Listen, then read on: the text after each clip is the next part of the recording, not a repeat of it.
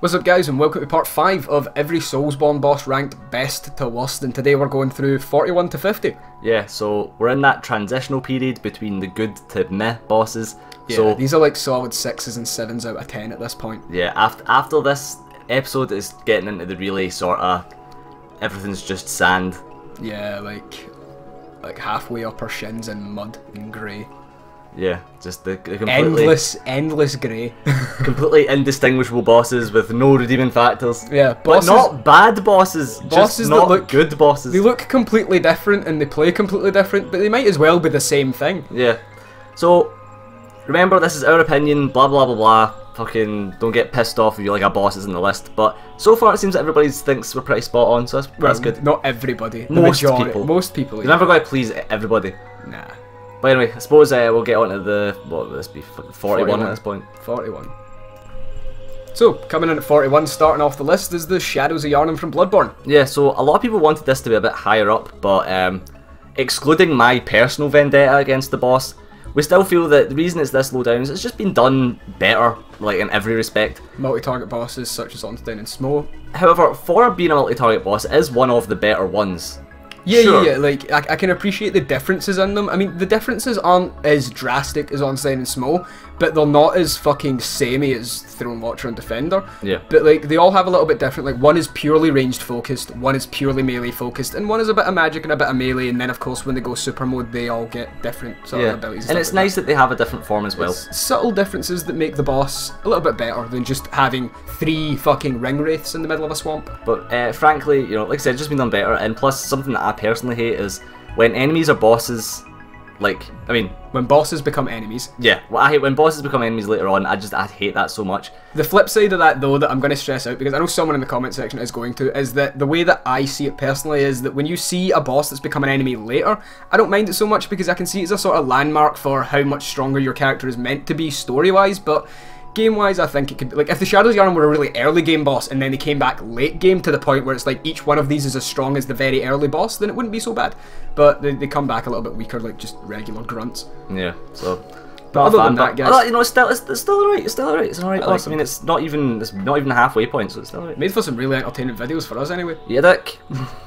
Right, so 42 is Gravelord Nito, and here's the thing with Nito, he's alright. Cool concept, sure. His visual design is a big reason why he's this high up in the list anyway, and his lore as well. And I suppose like it can be marginally challenging to begin with. Like it can be a little bullshit. Like the skeletons being there, it's not quite like the Capra Demon levels of bullshit, but frankly, Nito himself is just so massively underwhelming. Like, he just can't hit you. Like, he literally can't hit you. Yeah. If you want to counter Nito, just stand on it. Just stand, like, literally right on him, and you'll be fine. And his attacks are so slow to begin with. They're all heavily telegraphed. He does have a bit of bullshit going on with Gravelord Sword Dance, and that if it's your second attempt at the boss, he will just immediately spam Gravelord Sword Dance as soon as you land, because it's his only ranged ability, and it sort of locks him into that. And if he hits you, you're just going to be locked in a bunch of knockups until you eventually dodge it, or you're going to get cursed or whatever.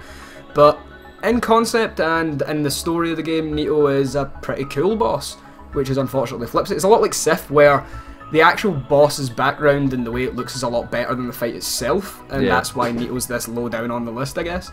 If he was a challenging boss, it'd probably be higher, because just visually and lore-wise, he's fantastic. Otherwise, just he's missing the oomph. Yeah, no spark. Should have gave him like the Fume Knight moveset. So coming up next on our list is Margo's Wet Nurse from Bloodborne, which we find to be a little too easy for a boss that is that far through the game. Yeah, I mean, it can effectively be the last boss that you fight if you so choose, and it's if you submit to Gehrman. Yeah, and it's so incredibly easy for that. I mean, sure, it's somewhat cool. I like the design. I really like the design of the boss. I really like the way the boss's moveset looks and stuff. It's just in practicality, it's a little bit easy to deal with. But visually, I find the boss pretty nice. The multi-form thing is kind of cool, but it's just kind of massively pointless. Yeah, because you just run around in circles and you're fine. Just can't hit you. And the other thing for me is, Margo's Wet Nurse is supposed to be like a great old one, or whatever the fuck they're called in Bloodborne, I can't remember. But he doesn't look at all like an alien. Or she doesn't look at all like an alien. Doesn't look like a Briatus or Moon Prince. I mean, I'm not 100% sure on the Margo's Wet Nurse being like an old one or anything, so I'm just going to take your word for that. But I do still think it's an okay boss fight. It's mildly engaging. It's something you can just sort of go through, and It's definitely not the worst thing on this list. Nah, it's definitely awesome. But this is what we mean when we're getting to the sort of Yeah. So everything's like everything's sort of like the way steak goes when you chew it for too long. And coming up next, we have the Looking Glass Knight from Dark Souls 2, and the reasons, first of all, why he's so low on this list is it's just, again, kind of easy, and it's not like just not challenging enough. Yeah, and there's the huge, stupid like The oversight. massive, Like this boss had so much potential. It has the Mirror Knight Squire thing, and it just wasn't implemented in the game well at all. It hardly ever happens. It's almost exclusively locked in ANG+. Nobody knows how the fucking matchmaking works on it. They should have just made a covenant for it and it'd bring you into Mirror Knight fights, and that would have made it a lot better. It would have made it more of a spectacle. But now you go into it knowing about this thing, and it just never happens. You just end up fighting generic NPC summon every single time. It's just not that good in the end. Positives though is the arena is cool as fuck. Probably, I think it's the best arena in vanilla Dark Souls 2. Yeah, actually, I agree. And then I think it's only beaten by Sir Alon's. Yeah, probably. Yeah, because the rain and the thunderstorm is fantastic. I mean, overall, the actual design of the Mirror Knight is really cool. I really like it. Like the whole masks and the thorns and the shield and everything is great. I love the fact that the shield deflects magic, so it forces you to actually choose when to use your spells or just to like fucking knuckle up and fight it. And overall, I mean, the gimmick is pretty cool. Like the fact that it does bring like a guy in like every now and then is pretty decent. But I think like it just needed to be harder, and it needed to have like the guy as a covenant. Even if it didn't even need to be harder, as long as the covenant part was consistent, then that would obviously ramp up the difficulty of the boss. Or even you could, if it just, you put your sign outside the place and it just dragged you into any fight and it just matched your stats with the person that you're fucking fighting against. Yeah, I mean that would be great, but ideal worlds. Yeah, you're just not allowed to have good things. But though, if the multiplayer part of it was implemented well, this boss would be way higher on the list, way higher. Totally. But it just wasn't, and that's why it's down here. Next we have Gwen, Lord of Cinder. Now this is a controversial one in that Gwen could be much higher on the list, and he could also be much lower, so we're going to try and meet it in the middle here. Yeah. Because the way Gwen works in our eyes is that he's a very shit boss if you can parry him, which is pretty easy because of the way he's designed, or you can kite him around the arena, as well as a bunch of other cheese methods that are in there. But if you actually go into the boss in a 1v1 and you try and take him on like you would take on Artorias, obviously you can't parry Artorias, but that is the big flaw about Gwen, is you can parry him. Other than that though, Gwen is actually a pretty decent fight. He's a pretty good aggressive boss. His moveset is pretty good, other than being parryable. You'll see that's a recurrent flaw with the boss. Yeah. But like, if it wasn't for that, Gwen would be a much better fight. Probably one of the better end bosses in the entire series as well. I'd put him up there with Gehrman if they just stop him being parried and stop him being so easily cheesed. Yeah. Because the lore surrounding Gehrman, like the entire game, Gwen, the entire game surrounds him. He's got an amazing story in the game, how he brought the lords together, all of that stuff. But then it just falls flat when you just walk in and parry him. And that's the big problem with Gehrman. So we're going to try and meet in the middle and say that he's a really good fight, but he's just also a really bad fight. Yeah. So instead of putting him in two places, we'll just put him here. At the very least, you know, the music's pretty good. Yeah. It's probably the best thing about the boss fight overall. But it's just a shame because, frankly, when you compare him to, like, say, False King Arlen, it's just not. False King Arlen is just better. Yeah. So. Yeah. Unfortunate. So, number 46 is the Pursuer. So, right, so the reason why Pursuer isn't higher up is bullshit hitboxes, like, Jesus Christ, get your fucking act together, B team. No, is he swinging a sword or a fucking tree trunk? I know. To be fair, this is about as thick as a tree trunk. Well, not as thick as the tree trunks in Dark Souls 2. Those things are massive. Anyway, he's also really easy to parry, but on the flip side, you know, you've got that cool thing where at the point where you do fight the Pursuer, he's actually quite difficult for that level, and you can use the Ballista as well if you're sort of, I know, a bit more aware of your surroundings. Yeah, because it's not totally obvious. There's nothing else that you can really do that in Dark Souls. Yeah. And the lore behind him is pretty cool as well. So I mean, overall, he's alright. He's an alright boss, but he's not so good. He stands out in Dark Souls 2 anyway. Yeah. Especially in lore sense, seeing as the majority of the lore in Dark Souls 2 isn't as... It's pretty nonsensical. Yeah, but Pursuer stands out as pretty cool. Yeah. And he's also definitely better in Scholar as well, because he shows up way more times as well. Yeah. Then he actually feels like he's chasing you. Yeah. I still think they should have showed up in random places through the game, so he could like show up like whenever. Yeah, they should have done with him what they done with Forlorn and Scholar, where he can just randomly invade an area. Completely. That would have been much better.